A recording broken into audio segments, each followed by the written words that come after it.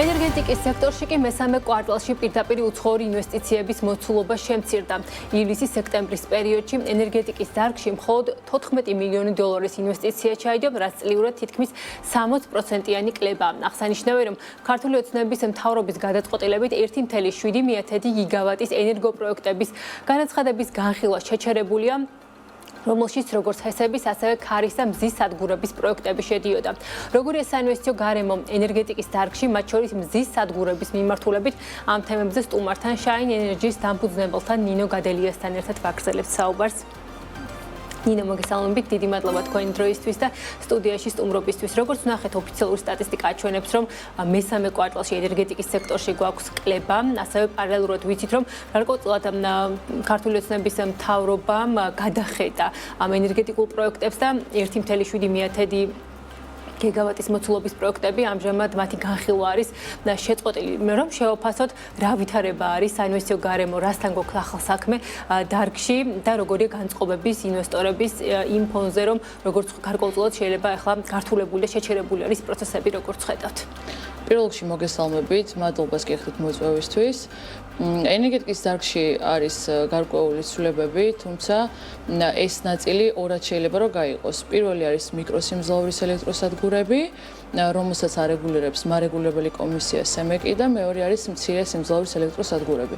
ჩვენ ვიცით, რომ ნეტო აღრიცხვამ ძალიან დიდი როლი ითამაშა მზის ელექტროსადგურების განვითარების კუთხით და ეხლა უკვე გადავედით ნეტო დარიცხვაზე, რომელიც ძალაში შევიდა ოფიციალურად 1 ოქტომბრიდან და ამან რა თქმა უნდა პირდაპირ პროპორციულად გამოიწვია კომერციული ელექტროსადგურების აშენების შეჩერება, შესაძლებლობა ფაქტობრივად დაკარგულია, ძირითადად უფრო ორიენტირი კეთდება მხოლოდ თბილისის არეალზე, ან თუ ვთქვათ რეგიონი არის, ორიენტირი კეთდება თვით მოხმარებაზე. ანუ თავის მხრივ მიკროსიმძლავრის ელექტროსადგურების განვითარებაც არის მკვეთრად შენელებული, ვიდრე იყო აქამდე. რაც შეეხება გავმარტოთ უფრო ვთქვათ, რადგან თქვენ ნეტო დარიცხვის მოდელზე დაიწყეთ საუბარი, როგორც გვახავს ნეტო აღრიცხვის მოდელი იყო, შემდეგ უკვე 1 ოქტომბრიდან გადავედით ნეტო დარიცხვის მოდელზე, ხო? ეს ეხება უშუალოდ მიკროსიმძლავრის პროექტებს. თქვენ თქვით, რომ კომერციული პროექტების განვითარება ფაქტობრივად შეჩერებული არის. აი, უშუალოდ რა გამოიწვია, რა ვითარება გვაქვს ბაზარზე, მას შემდეგ რაც სემეკმა შეცვალა მოდელი და უკვე ნეტო დარიცხვის მოდელზე ვართ გადასული. ნეტო აღრიცხვა ნიშნავდა იმას, რომ ნებისმიერი კილოვატ-საათი, რომელიც იმ მომენტში ობიექტს არ სჭირდებოდა და მყისიერად ვერ შეძლებდა მის გამოყენებას, ქსელში გადადინდებოდა და ფაქტობრივად ქსელი ასრულებდა ბატარეის როლს და დეფიციტის დროს ეს შეიძლება იყოს ღამის საათები ან ზამთარი, როდესაც მზის irradiatsiya უფრო ნაკლებია, ერთი იქვითებოდა. ეს არის ძალიან კარგი ტექნიკურადაც და ეკონომიკურადაც, იმიტომ რომ ფაქტობრივად ამაში მომხმარებელი არანაირი დამატებით გადასახადს არ იხდიდა. ხო, ნეტო დარიცხვის მოდელი უკვე ნიშნავს, რომ თუ ობიექტმა ვერ შეძლო მყისიერად ამ ელექტრონიკის გამოყენება და ავტომატურად გადავიდა ქსელში, ეს ჭარბად გადადინებული ელექტროენერგია ითვლება გამანაწილებელი კომპანიის მიერ შესყიდულად, რომელიც დღეს შესყიდვის ტარიფი ენერგოპროს არეალში არის 5,54 თეთრი, ხოლო თელასის განაწილების არეალში არის 8,50 თეთრი, რაც არის მკვეთრად დაბალი, ვიდრე ზოგადად ელექტროენერგიის შესაწყიდი ტარიფია. შესაბამისად, არც ერთ მომხმარებელს, ეს იქნება ფიზიკური პირი თუ იურიდიული პირი, არ აქვს არანაირი мотиваცია რომ ჭარბი ელექტროენერგია გადაუშვას გამანაწილებელ კომპანიაში, ხო? თავის მხრივ ეს პროცესი საინტერესო იქნება მხოლოდ ისეთი, ვთქვათ, ობიექტისთვის, მოხმარების ობიექტისთვის, რომელსაც შეუძლია ელექტროენერგიის სტაბილურად და მყისიერად დახარჯვა. და ჩვენ თუ ნეტო დარიცხვა გვეუბნება, რომ დაშვება, თუ ნეტო აღრიცხვაზე იყო 500 კილოვატი, ნეტო დარიცხვაზე აი ამ სქემით დაშვება მაინც არსებობს და ეს არის ასევე შემცირებული და 100 კილოვატია, თუ ობიექტს აქვს სტაბილური მოხმარება და ქსელში გადადინება არ ექნება და არც ამის мотиваცია, მას შეუძლია თვითმოხმარების პრინციპით ნებისმიერი სიმძლავრის ელექტროსადგური ააშენოს, ეს შეიძლება იყოს 1 მეგავატი, 5 მეგავატი, 10 მეგავატი, იმ ტექნიკური პირობით, რომ ინვერტერებს ექნება შეზღუდვა და ქსელში არც ერთი კილოვატის გადადინება არ მოხდება. ანუ ამით იმის თქმა მინდა, რომ იდეურად ნეტო დარიცხვა თავის ფუნქციას ვერ ასრულებს და თუ მხოლოდ ორიენტირი არის ისეთ ობიექტზე, რომელმაც ეს უნდა გახარჯოს პრესიერად, მაშინ ობიექტ შეუძლია რომ უბრალოდ თვითმოხმარების პრინციპით აიშენოს მზის ელექტროსადგური. რომ ვისაუბროთ მეორე ნაწილზეც, ნინო, ეს მცირე მზის სადგურებს ჩვენ ვიცით, რომ რამდენიმე დაახლოებით 3 კახეთის რეგიონში უკვე ოფიციალურად ამუშავდა, რომელიც სახელმწიფო ელექტროსისტემას დაუერთდა და უკვე ქსელში პირველი ინტეგრაცია წარმატებული ამ მიმართულებით მოხდა. თუმცა პარალელურად ასევე ვიცით, რომ გარკვეული შეიძლება ითქვას, რომ ეკონომიკის სამინისტრო ახლა რაღაცა ამ ძველ პერიოდში გაცემულ პროექტების გადახედვის პროცესში არის და გარკვეული პროცესები გაჩერებული არის, ხო?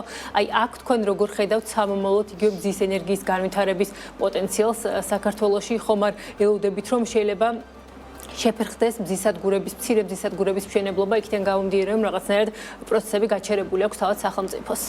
დიახ, ამ ნაწილში აღსანიშნავია ის, რომ რეალურად მცირე სიმძლავრის ელექტროსადგურების განვითარება არის ქვეყნისთვის ძალიან მნიშვნელოვანი. ეს მიკროსიმძლავრის ელექტროსადგურები ფაქტობრივად დარგისთვის მოთელვა იყო. მცირე სიმძლავრის ელექტროსადგურების მზის ნაწილში არის ძალიან ბევრი პროექტი სამინისტროში წარდგენილი, რომელიც მოგეხსენებათ, რომ გარკვეული პროექტების გაუქმდა რიგი გარემოებების გამო, ანუ ინვესტორის მხრიდან გარკვეული ვალდებულებების შეუსრულებლობის გამო, ან ტექნიკური თქვათ გაუმართავობის გამო, ანუ ქვესადგურს შესაძლოა არ ქონდეს შესაძლებლობა კონკრეტული თქვათ მიერთება უზრუნველყოს და ამ ნაწილში ჩვენ ამ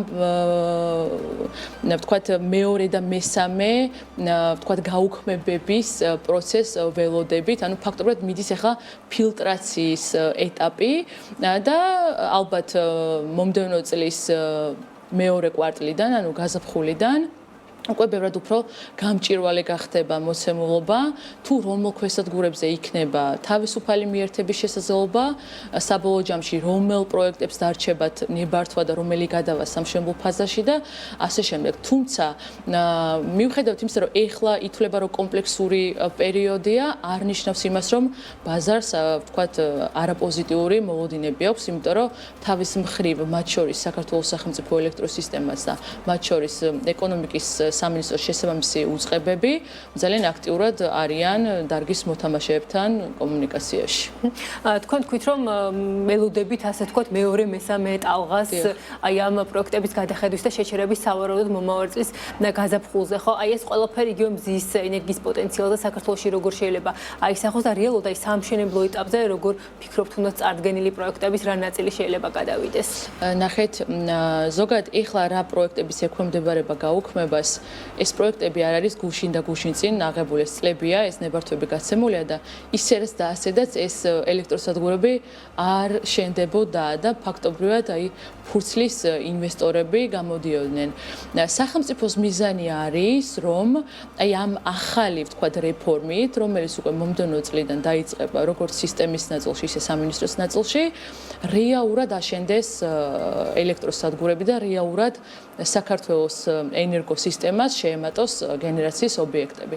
თავის მხრივ ამ ნაწილში ძალიან მნიშვნელოვანი ინფორმაციაც უნდა გავაჟღერო, რომ დეკემბრის დასაწყისში ევროკავშირმა ოფიციალურად დაადასტურა და PMI სტატუსი მიანიჭა შავი ზღვის წყალქვეშა კაბელს, რაც კიდევ ერთხელ ადასტურებს, რომ ეს რეგიონი საინტერესოდ რჩება მიუხედავად გამოწვევებისა და ეს ყველაფერი ასევე ძალიან დიდ როლს ითამაშებს ბევრი გენერაციის ობიექტის მშენებლობისთვის საქართველოში, იმიტომ რომ ხომ მნიშვნელოვანია, რომ იმდენი ელექტროენერგია აწარმოოს ქვეყანამ, რომ ამის ვთქვათ მიწოდება მოხდეს ევროკავშირის ქვეყნებში.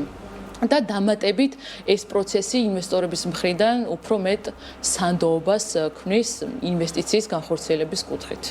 რაც შეეხება მცირე მზისადგურებზეც რომ გავაგრძელოთ საუბარი, ეხლა თუ პოტენციალი რა არის ამ მიმართულებით ქვეყანაში და სამომავლოდ ხომ არ შეიძლება იმ გამოწვევის წინაშე დადგნენ მცირე მზისადგურების ინვესტორები, რომ რაღაცნაირად საბოლოოდ ელექტროსისტემაზე დაერთება იყოს და ქსელში მიერთება იყოს გამოწვევა, იმიტომ რომ ხშირად მოგვისმენია ჩვენ რომ თქვით რამდენად სტაბილური არის ხო იგივე ქარის და მზის სადგურების ენერგია. ამ ნაწილში თქვენ როგორი მოლოდინები გაქვთ, ხომ არ გაიცხრილება ეს პროექტები და მცირე მოცულობის პროექტების ხომ არ დატოვებს სახელმწიფო და ელექტროსისტემა?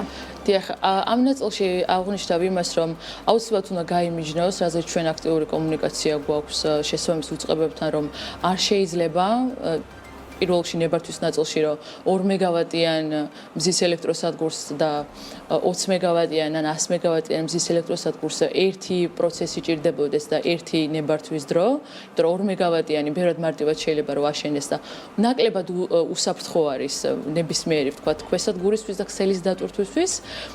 თუმცა რაც შეეხება ზოგადად ქსელის სტაბილურობას, აღსანიშნავია რომ აი ამ პროცესში პირველი ეტაპი არის უშუალოდ საქართველოს სახელმწიფო ელექტროსისტემის გაცემული ნებართვა, ეგრეთ წოდებული მიერთების ხელშეკრულება, რომლის საფუძველზეც უკვე იწყებს საუბარს ეკონომიკის სამინისტროს შესაბამის დეპარტამენტებთან. ყოველივე ამის გათვალისწინებით საქართველოს სახელმწიფო ელექტროსისტემის არაჩვეულებრივი გუნდი, რომლებიც ნამდვილად პროფესიონალები არიან დარგის, თითოეულ პროექტს, რა თქმა უნდა, ინდივიდუალურად სწავლობენ, სად შეიძლება რომ პირობითად მიერთეს კონკრეტული სიმძლავრე, სად შეიძლება რომ მიერთეს კონკრეტული სიმძლავრე და საჭიროა ბატარეების უზრუნველყოფა და ასე შემდეგ და ამ შემთხვევაში უკვე ინვესტორის გადასაწყვეტია ელექტროსადგურს ბატარეების უზრუნველყოფით გააკეთებს თუ ბატარეების გარეშე. თუმცა ამ ბატარეების კომპონენტის შემოსვლის დროს აღსანიშნავია ის, რომ ბევრად ძვირდება საინვესტიციო ღირებულება და ამ ნაწილში ინვესტორისთვის ძალიან საინტერესოა თავისუფალი ბაზარი. რაც გულისხმობს იმას, რომ უკვე იქნება დღითადღე და საბალანსო ბაზარი, რა დროსაც საბალანსო ბაზარზე უკვე ძალიან მნიშვნელოვან როლს ასრულებს ელექტროსადგურები, რომელსაც აქვს ფაქტობრივად დაგროვილი ელექტროენერგია. ჩვენი საუბრის ბოლოს ნინო მინდა დაუბრუნდე დღეს ნეტო დარიცხვის სისტემასაც თქვენ თქვით რომ ფაქტობრივად ეს მოდელი თავის ფუნქციას ვერ ასრულებს. აპირებთ თუ რეგიონალ რეგულირებელთან სემეკთან რაიმე ან შეხვედრას ან კონსულტაციების გავლას კერძო სექტორის პოზიციის წარდგენას, იმიტომ რომ თქვით რომ ფაქტობრივად ეს კომერციული მიკროსიმძლავრის სადგურების აშენებას უკვე აზრი ეკარგება. ხო და შეჩერებულია ეს პროცესი. თუ აპირებთ რა თქვენი პოზიციის დაფიქსირება სახელმწიფოსთან? დიახ, რა თქმა უნდა, სემეკი არის ის უწყება, რომელიც კერძო სექტორთან ძალიან აქტიურად თანამშრომლობს. თუმცა უნდა აღინიშნოს, რომ ნეტო დარიცხვა იმდენად მტკივნეული არ არის იურიდიულ პირებისთვის, რადგან წეგან ვახსენე, რომ აქ არის გადაწყვეტა თვითმოხმარება, იმდენად რამდენადაც ეს არის ფიზიკური პირებისთვის ძალიან რთული, იმიტომ რომ ფიზიკური პირი ვერ შეძლებს ყისიერად გამოიყენოს ელექტროენერგია.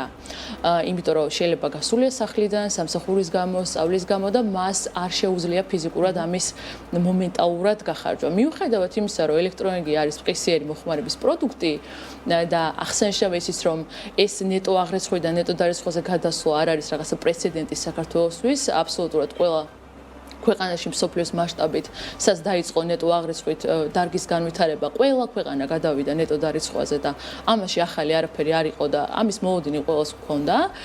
თუმცა ყველაზე მეტად ალბათ აი ამ მოცემულობას გამოასწორებს ის, რომ თქვა ბატარეების ღირებულება, რომელიც ბატარეა გამოსავალია დააგროვებს ელექტროენერგიას დეფიციტის დროს დამეხმარება, როცა დამჭირდება.